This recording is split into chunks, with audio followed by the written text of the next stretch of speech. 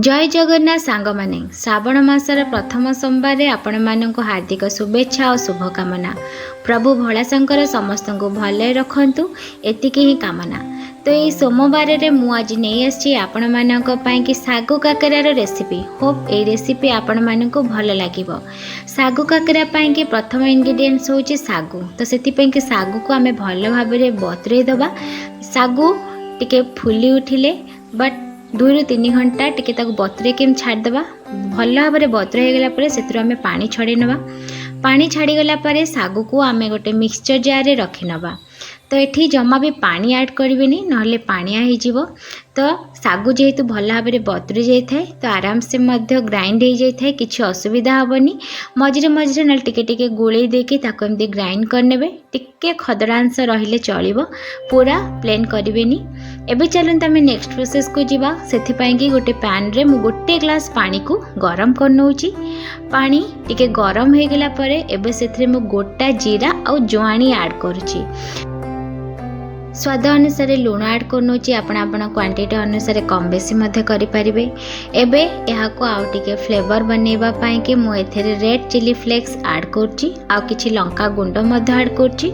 जदि आपण पाखे रेड चिली फ्लेक्स नथिबो ताले आपण स्किप करि परिबे आउ नॉर्मल लंका गुंड ऐड करि परिबे। चाहिए छोट छोट कंचा लंका काटिक ऐड करि परिबे जदि छोट छुआंक मानक खाया पाई किछि असुविधा होई न थाए। तो एबे एथिरे मु बाटिकी रखिथिबा सागु को पकई दूची। आउ हाई फ्लेम रे यहाँ को आमे कुक करी चलिबा।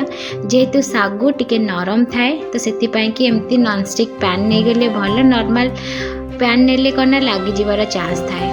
तो यहाँ को आमे भल भाव में हाई फ्लेम रे कुक कर देला परे एबे देखंतु गोटे प्लेट को काढी नौचे और टिके ठंडा हवा पाई कि छाड़ी दउची। जेहेतु सागु हाथ रे मध्य टिके टिके लागी थाए, आपण पानी हाथ करी किबा तेल हाथ करी कि मध्य चकटी पारिबे।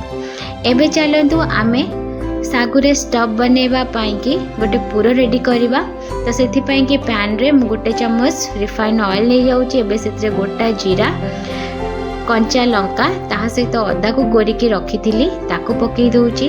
जेहेतु प्राय सोमवार समस्तंकर बार व्रत थाए तो एठी मु अदा ही नेची। एबे सेथिरे मु टिके हेंगु ऐड करची जोटा कि बहुत सुंदर फ्लेवर देई थे। एबे लंका गुंड आउ टिके लुण ऐड करनोची स्वाद अनुसार। एबे याकू आउ टिके चटपटा बनाई चाट मसला ऐड करची। आपण चाहिए जीरा गुंड मध्य दे पारिबे। एबे सब गुडी को आमे लो फ्लेम रे एमती हल्का टिके भाजी नवा। तापरे सिझे की रखी थिबा आलू को एबे मु एथिरे पकई दूची आ एथिरे भल्ल भाबरे मु मिक्स कर नउची। तो सागु काकरा पाई कि एठी हमर आलूर स्टफिंग मध्य रेडी हो गलानी। भल भाव में मिक्स कर सारा परे एबे एथिरे मु कटा धनिया पत्र ऐड कर नउची, जहा द्वारा कि बहुत सुंदर स्मेल बाहर थे और भल मध्य लगी थाए। जेहेतु बिना प्याज रसुण रे तैयारी तो यहाँ टिके पकेले भल भी लगी थाए।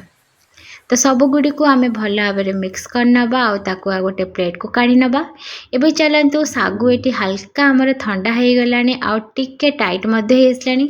सबुठ बेटर ऑप्शन होची सागु को जतरा आपण कुक कर सारिबे टिके फैन रे मध्य रखी देबे, जहा द्वारा कि सागु बहुत जल्दी ठंडा हो जिवो आ टिके टाइट मध्य हो जिवो।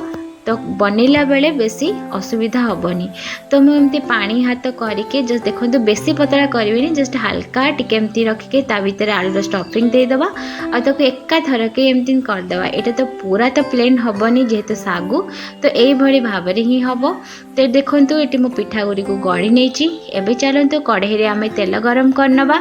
तेल एठी हमर मीडियम फ्लेम रे रखिबा, बेसी लो फ्लेम बा बेसी हाई फ्लेम रे रखिबेनी।